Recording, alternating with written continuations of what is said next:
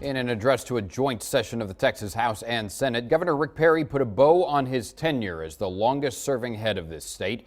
The signs and the rumors point to another White House run for Perry, who touted job creation today, as he has for years. He said new people have meant strains on water and transportation, and that challenges still are ahead on those fronts. And he said Texas has done more to secure the border than any other state, and that Washington has not been up to the task on that front. But if he is to run for a residency in the District of Columbia, it seemed clear today that getting people employed would be a hallmark of a campaign.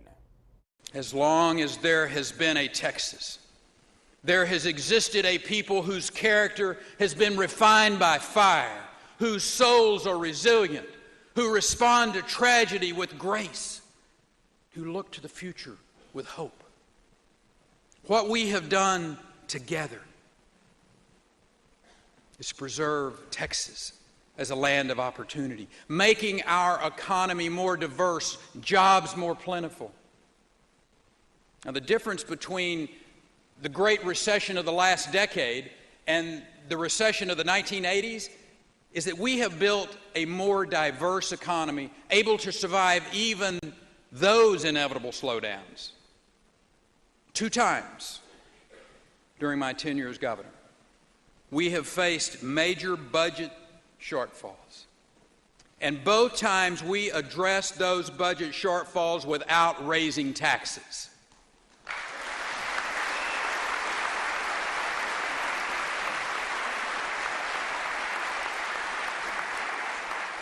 Today, that rainy day fund is flush with billions in cash. And just think that's only 4 years after a $27 billion budget shortfall. In addition to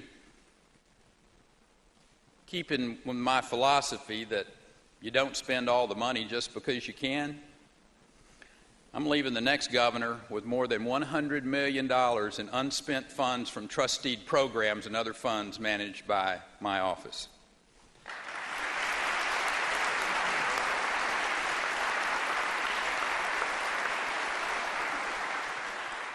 Our economy continues to be fueled by private sector innovation. Texas innovation gave the world spindletop at the turn of the century and hydraulic fracturing at the end of the century. Today, horizontal slant drilling is tapping oil and gas fields unreachable just a few years ago.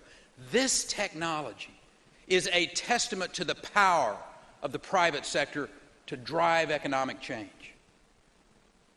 But if you wonder whether leadership in a governor's office can impact economic growth, consider 2 states that share the Marcellus Shale, Pennsylvania and New York. Pennsylvania is creating thousands of energy jobs by utilizing fracking to tap deep energy reserves. And on the other hand, New York Governor Andrew Cuomo recently announced a fracking ban. 2 states, 2 vastly different approaches. One creates jobs. The other appeases a political base at the expense of the people. In Texas, we have chosen jobs. We have chosen energy security. And we will one day end America's dependence on hostile sources of foreign energy.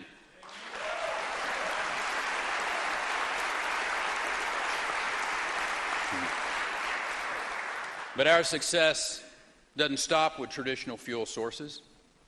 You can be proud that Texas produces more energy from wind turbines than all but 5 other countries.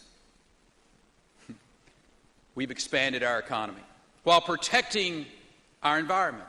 Nitrogen oxide emissions are down by 62%.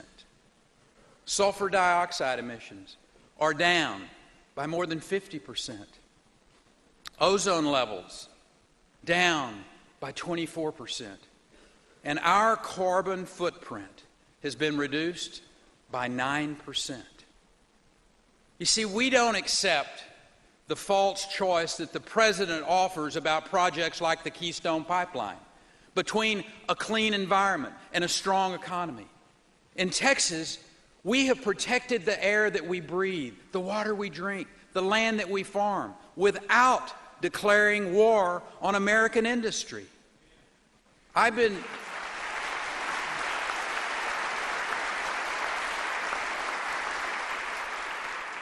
guided by a simple philosophy that job creation, not higher taxation, is the best form of revenue generation.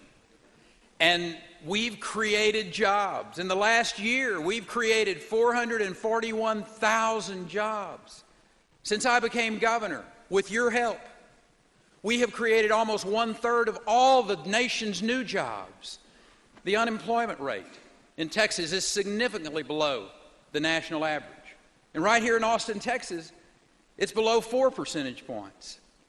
In fact, if you look at the last 7 years, starting in December of 2007, you'll see that 1.4 million jobs were created in Texas. In that same period, the rest of the country lost 400,000 jobs. Our formula for success is simple. Keep the taxes low, implement smart regulations, provide an educated workforce, and stop lawsuit abuse at the courthouse.